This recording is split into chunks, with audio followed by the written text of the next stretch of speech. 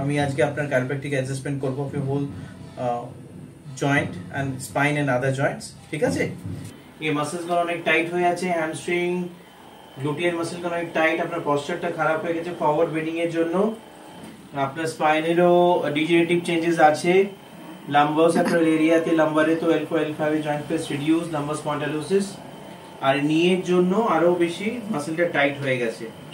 তো আপনাকে প্রপার নি স্ট্রেংথেনিং এক্সারসাইজ করতে হবে, পশ্চার ঠিক রাখতে হবে, আর ইকোনমিক্যাল মেজার্স রাখতে হবে। নিয়মিতভাবে এটা করুন, ভিটামিন ডি ক্যালসিয়াম এটা ঠিক মতো খেতে হবে যাতে কম না হয়, আর এক্সারসাইজ করে যাবেন। ওকে, উইথ দিস হাইপার ভোল্ট আমরা এটাকে রিলিজ করছি ফর বোথ দ্য নিজ।